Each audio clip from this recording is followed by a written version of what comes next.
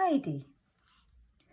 It was a sunny morning in the beautiful Swiss Alps. A young woman and a little girl were climbing up a footpath. Dete, the woman, hurried along to visit an old man who lived alone up in the mountains. "I'm tired, Aunt," said the little girl. "We'll soon be there. Just keep going," said Aunt Det, holding the girl's hand. When they arrived at Uncle's house, Det knocked on the door. "What do you want?" said Uncle gruffly as he opened the door. "I've been looking after this child for 4 years, but tomorrow I'll be leaving for Frankfurt, as I have found work there. It's your turn to look after HEIDI," said Det.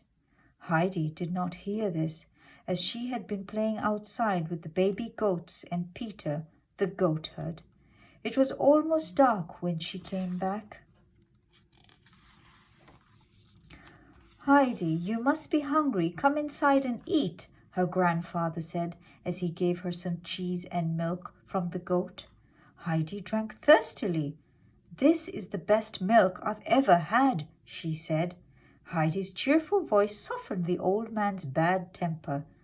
He made her a bed of hay, which made her very happy. HEIDI went to sleep looking at the twinkling stars through a hole in the loft wall. When dawn came, she ran outside and played with Peter and his goats all over the mountain. When the day was almost over, she saw a beautiful sunset.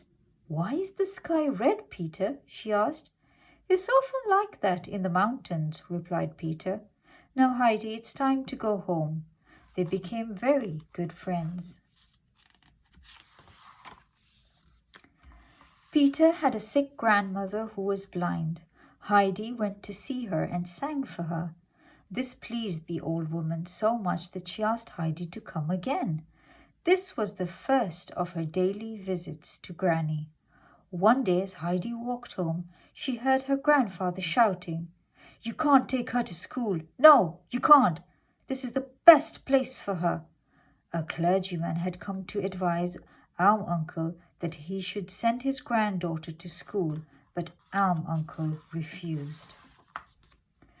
The next unexpected visitor was Aunt Det.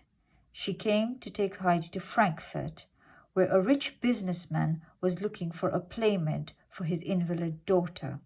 HEIDI refused to go, but Det persuaded her, saying, "You will enjoy yourself in Frankfurt, and you can bring some soft white bread rolls for Granny." "Can I really?" asked HEIDI in delight, and changed her mind. Uncle saw them off without a word.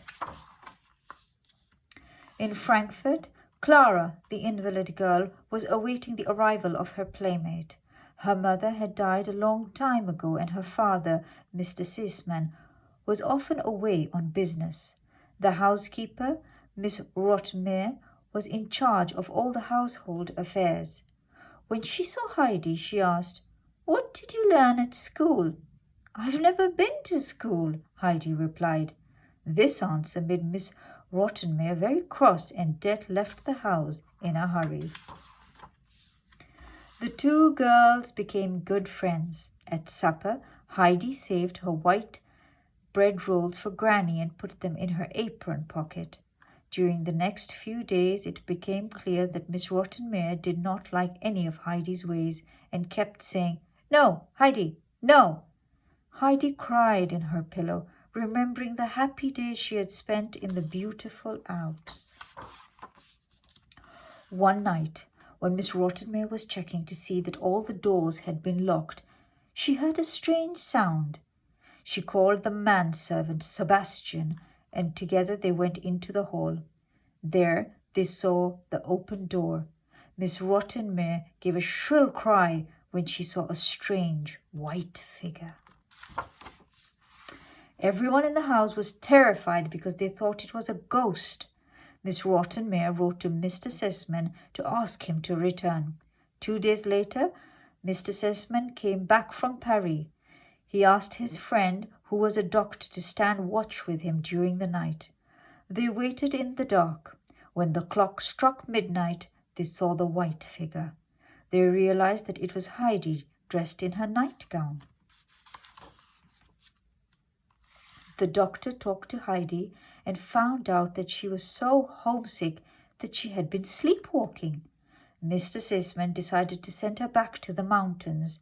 Heidi remembered to take some soft, white bread rolls for Granny. The next day, the train carried Heidi back to the Alps. "I'm home, grandfather," she cried. Her grandfather embraced her and tears of joy rolled down his wrinkled cheeks.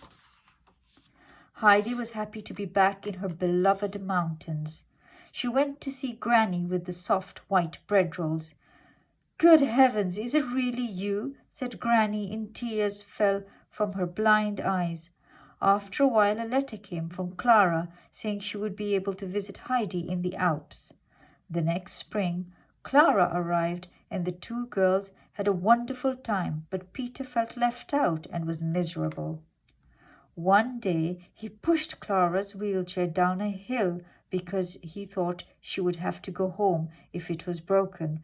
But when he saw how upset she was, he felt sorry, and he and Heidi helped Clara to learn to walk again. When Mr. Sisman came to see Clara and take her home, he was astonished to see that she could now walk on her own and was very grateful. Clara did not want to go home, but her father promised that she could return one day and see Grandfather, Peter, and Heidi and the mountains where she had learned to walk once more. The end.